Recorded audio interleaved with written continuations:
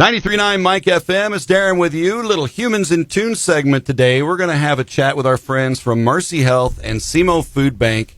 We're in the month of September, and I want to welcome into the studio Erica Robbins from SEMO Food Bank and Angela Head from Mercy. Welcome to the studio, guys. Glad to have you here. Thank you. It's good to be here. Yes, we're glad to be here. We're in the month of September. SEMO Food Bank, you guys stay on our radar a lot because of the hunger need in our community. But this month in particular, let's talk a little more about health and hunger and where that focus is. Of course, it is Hunger Action Month in September, and we raise awareness around what we do and the communities we serve, and of course, the individuals who are most impacted.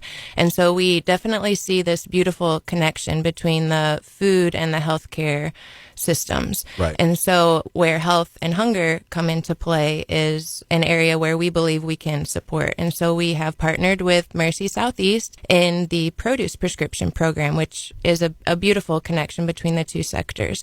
And healthcare providers within the network prescribe fresh fruits and vegetables to individuals who are either managing a condition or want to prevent one from developing, want to lead healthier lives. So we come in partnership with Mercy to provide the food side of the hunger, and then they provide the health side.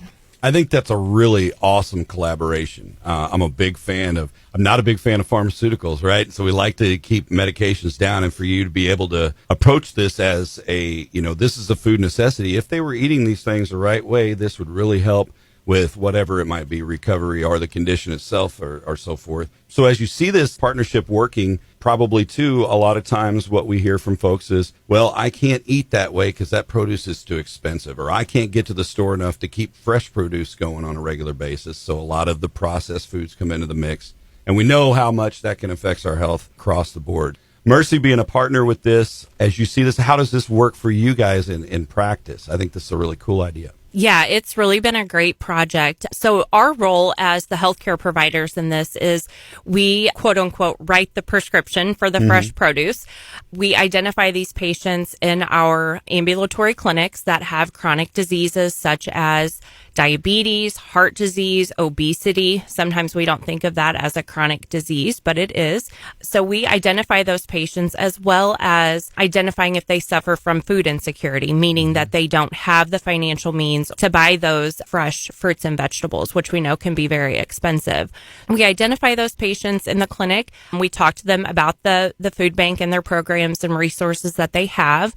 And if they're agreeable, we go ahead and give their information to Erica and her team. She reaches out to them and gets them enrolled, and the process is going. That's awesome, Angela. And yeah, you almost see it as a healthier prescription, and you don't think of it as an alternative medicine because this is food that we should all be consuming on a daily basis. But for you to be able to identify and really, sounds mechanical, but efficiently deliver what is needed to the people that need it. I mean, that just further narrows the mission of SEMO Food Bank and what you guys are trying to accomplish. I'm a farmer kid, grew up, and we kind of think old school fall harvest, this is we're bringing in the sheaves and such. But as we think towards fall, a lot of our minds turn to Thanksgiving dinners and these kind of things.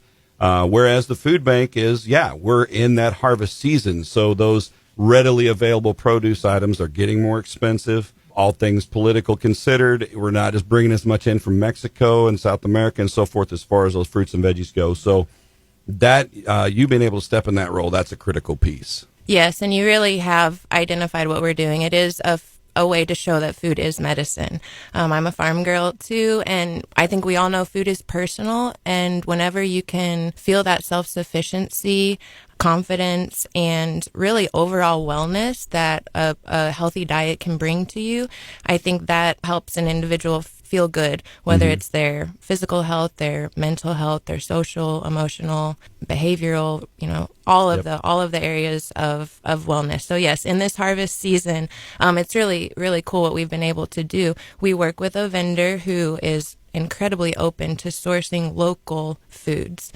Whatever they can get within our service area, they do, and then whatever they can provide us from Missouri, they do. So we have a really kind of three-way means of communication. We do work with the healthcare providers and the dietitians at Mercy Southeast to know what diets an individual might need to follow. And then we ask the participants, what would you love to have? What would you like to see in your prescription? And it's really been wonderful to see what food we've been able to provide them and see their faces light up with bountiful items. I hear abundance a lot, and you can really understand the gratitude that our participants have by being part of this program and saying, oh my gosh, an abundance of, sweet potatoes. We just got beets and ears of corn and really beautiful items. Color and fresh. And I think this is a trickle down too, because some of them are going home to feed their family with this, right? And so their kids are learning to pick up on more of, instead of chips, we slice up a bell pepper and had that for snack or something like that. They're able to kind of replace some of those things that have become a regular rotating, not the most healthy choices. And hopefully through both of you guys participating in this, we'll see a reduction in that obesity rate. We'll see a reduction in the diabetic reporting coming in and all these kind of things. So it's a great strategy. I think it's great because it's a guided strategy. I think a lot of us have the best intentions to eat healthier, and when they're pursuing food through the food bank or through the local pantries that you guys are helping out with, that's not necessarily first in mind. It's what are we going to eat through the weekend? What are we going to eat this week? And not what can I do to change my diet or to make me healthier to help my heart disease issues or things like that. So I think you guys being able to guide this, it really is a hand in hand, the science of the medicine along with the big heart that comes from the food bank. So it's a great combination. When we look towards, if you're listening and you're like, okay, well, that's awesome. I'd kind of like to participate in that or whatever, or my doctor, is in the Mercy system. How do I become a part of this? So what's the best next step for people as they do that? If they already have a Mercy Southeast provider, they just need to reach out to their office and they know the steps of how to get them connected. And then we kind of take it from there. And if you're thinking, okay, I'd like to do this, just mention that produce prescription plan.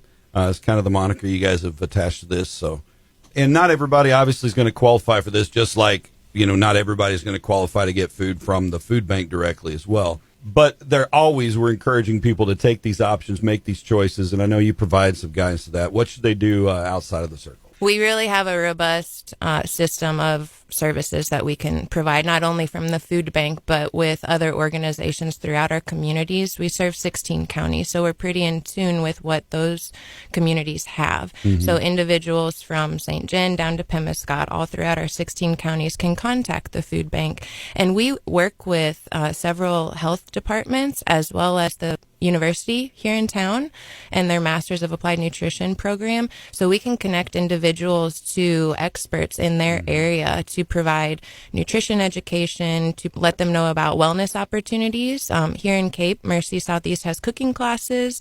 And so we can always inform individuals about things that are going on in their area, as well as services that the food bank has. And we have a robust, again, system of programs for veterans, for children, for the general public, and we can always connect them with what they need. It's a great resource for us. And again, if you're listening in and you're interested in this, reach out to them and just ask some questions, make it a part of your life. It'll help you change for good. And again, maybe be able to pass those changes along to those you live with and those you love as well, too. So the parameters to get into the program are pretty flexible. A lot of different people are able to take advantage of this. And it's not something that's starting next week. It's something you guys have had in place. And it's rolling already. It's already affecting lives. I know you said you had somebody that you kind of had a little testimonial from that you'd talked to them and already had that impact. That's pretty awesome. Yeah, absolutely. So our individuals come to us at various stages of their life, and we never know what they might be going through. And so I was speaking with an individual the other day who they've all become like family to me.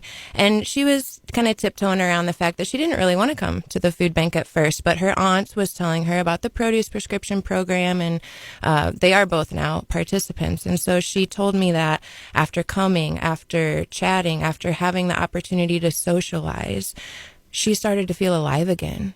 She said, I wanted to cook. I wanted to do well for myself. I wanted to feed my grandkids better. So like you said earlier, this program crosses generations. It brings families together. It makes people feel alive again. And it really shows what food can do. That's a big ballot point. And I'm, like I said, I'm the kind of the cook of the house, and being able to cook with color and fresh ingredients and have some new ideas and do something that you eat and you're like, whoa, that does actually taste good. And I made that. And yay for me. And I can do that again anytime I want. You're enabling some championship action out here. I think that's great. It is a fantastic program. We're excited about it. Today, Erica Robbins from SEMO Food Bank and Angela Head from Mercy. Thanks so much for hanging out with me. Thank you for having us.